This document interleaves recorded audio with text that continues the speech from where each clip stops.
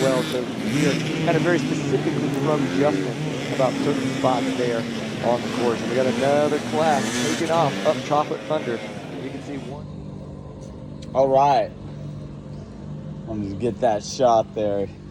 So this is my 2026 King of the Motos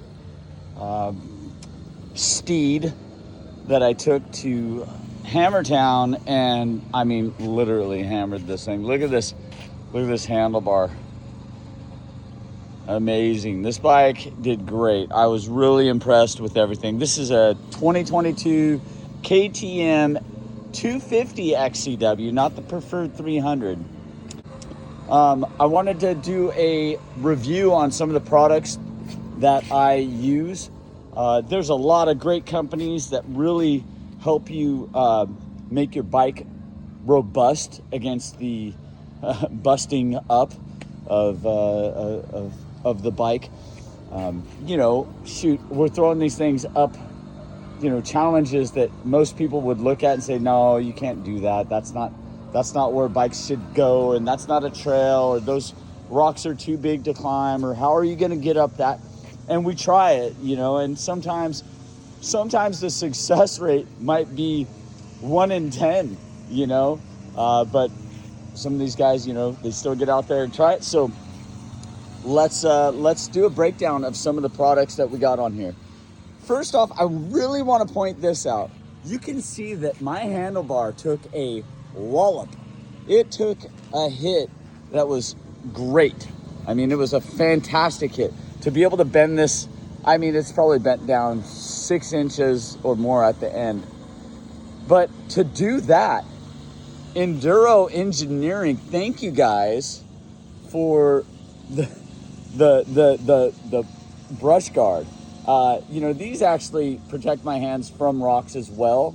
Not only the ones that are getting spit at me from competitors, but the rocks that you bang your bars up against. Now my pinky, I still, because I don't have these very far out, I still have taken some hits on my pinky. In fact, during the race I caught a couple. But when this hit and bent down, this definitely hit, and it's in great shape still. It didn't break it. So thumbs up. Enduro Engineering brush guards, or whatever they call these. They may have a name brand. I don't pay attention, and they don't pay me, so I'm not going to worry too much about it, but I do want to give them a thumbs up. Okay, so moving on. The week before I went out, I went ahead and I splurged for the bike's sake, not mine, on the Crosslinked Components full wrap fork guard. Hands down, I believe I would have come home with a couple dings on my forks. I was really riding well, and I didn't have crash after crash. My success rate was definitely not 1 in 10. I was doing better than that. But I don't always have that high of a success rate. So I'm happy that these are on there. And it looks like they did their job. So thanks for that, Crosslinked. Also, I'll continue on to Crosslinked's other components that I have on here. I have their swing arm guard, and those, I'm gonna say this, not only do they protect the bike, but you slither through some of the rocks that would kind of bind and grab on the aluminum. You slide right across it because it's so slick. Now, with that being said, when your bike is ledged up on a rock and you would pray that it stays in place, it might go ahead and slide down that rock because it's not on aluminum, it's on plastic. But I think I would rather have it to where I can negotiate some of those rocky things that we were up against in this race. Now, their swing arm guards are great. Also, right there, we've got the chain guide, and that thing, dude, I cannot say enough about that thing. So I was super concerned about dropping the chain and having it pop off and then breaking the engine case. Now this has happened to a couple buddies of mine. They can testify for that. And I bet there's, you know, hundreds of people out there that could testify that when you drop this chain, it can bind up in the front sprocket area and break the engine cases pretty quickly. And I mean, it happens kind of before you even know what's happening. Also, the other thing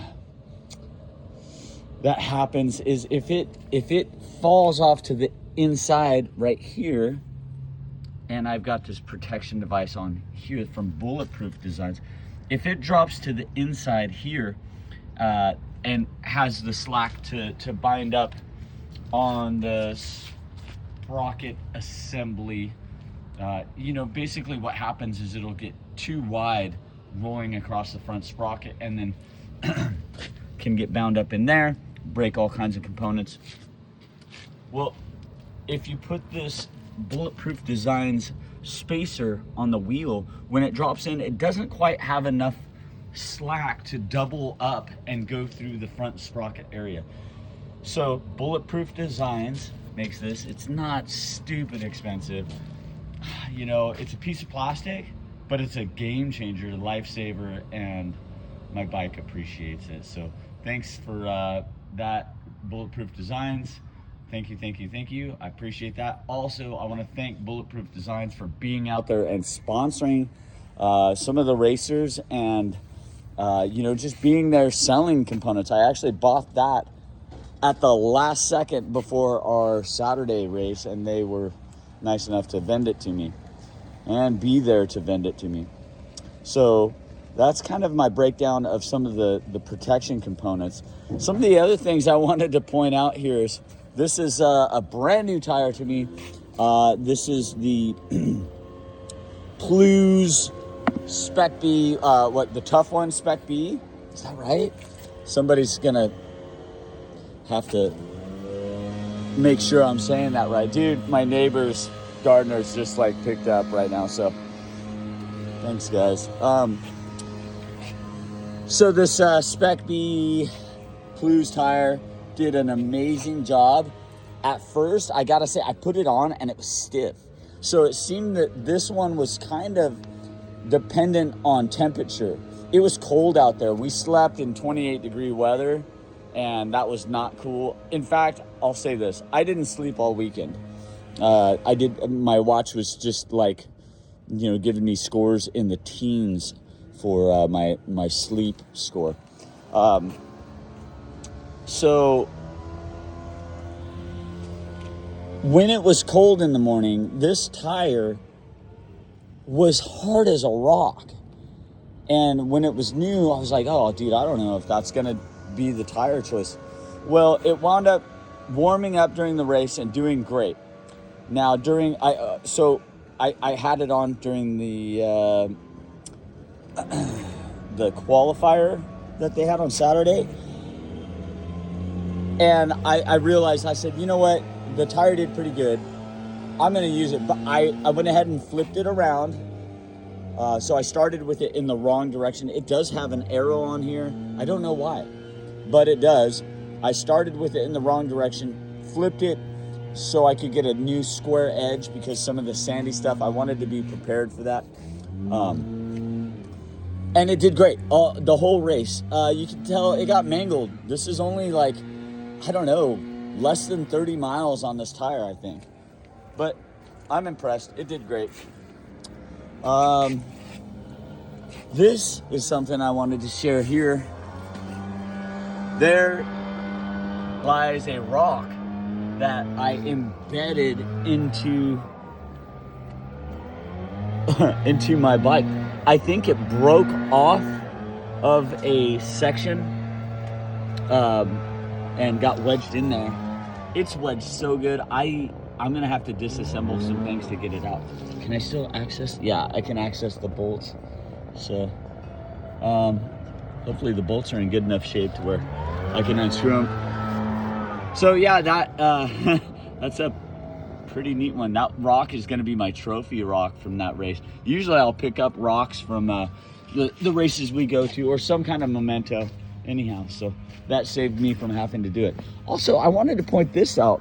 I put a piece of duct tape over my my brake. Now my suspension's topped out right now, so it's not really showing how this worked.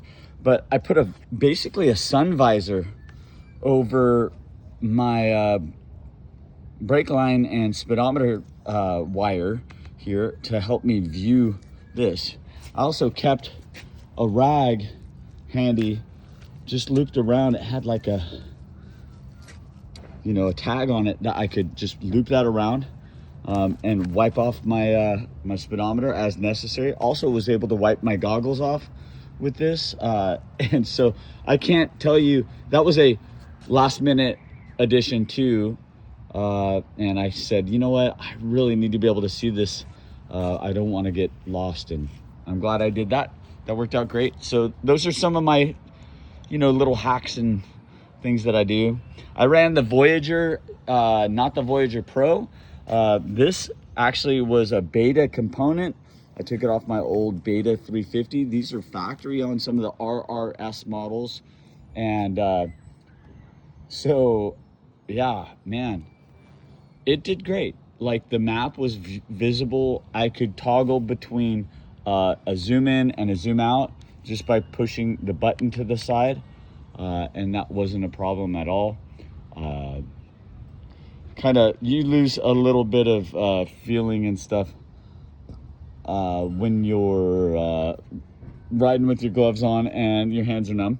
But I could still feel the toggle and pretty easily toggle it over. So yeah, the standard Voyager, and I don't even know if they make it anymore. But I gotta say, I saw a lot of the Voyager Pros, they were mounted way up here. And had my Voyager been mounted any higher than that, I'm pretty certain it wouldn't have survived this hit. This hit was big. I mean, I probably flipped over my bike. It probably went down from 20 feet up in the air onto that handlebar. And I've dropped that handlebar onto the ground so many times without any repercussions or any bending. So I know how much energy it took to make this happen. It was substantial. But look at that, my clutch lever was still working thanks to the Enduro engineering guards here. I was able to finish that lap. The downhills got really tough with my bar so far down. It was awkward. And I was kind of spent, so I didn't want to continue on after lap 1. So kind of bummed on that, because I came in, I think I was 3rd at the end of lap 1. So I could have podiumed possibly if I had been able to keep up the pace. I just kind of chose to bow out. So that's a bummer, but que sera. I may go back next year. I swore it off after the race yesterday, but I don't know. Maybe my bike will still love me afterwards. We'll see. So that's my assessment, my breakdown. Oh, I broke my headlight. Just I noticed when I showed up that my buddy had taken out his light and replaced it with nothing. So yeah, it's probably a smart move so you don't just cost yourself a headlight. I got a spare in there, so I'm not devastated, but it is one of those things you could probably do ahead of time. All right, bike breakdown there. Oh, and if you're curious, the front tire I chose was the VX40, and yeah, I was stoked on it. It did great. It didn't lose traction anywhere. It did okay in the sand. It did okay in the rocks, and I gotta say, most of these hard enduro guys, we're all kind of like, it's almost irrelevant what tire we have on the front. But every now and then you hit some downhill and you need that traction to support you, and that tire did the job. So, all right, got the IRC Plews combo on here. So there you go, guys. That's my beautiful machine that got me through a lap. All right, thanks for watching. hope they are for you, because those will be good as well. So we are kind of very specifically from Justin about certain spots there on the course. And we got another class taking off up Chocolate Thunder.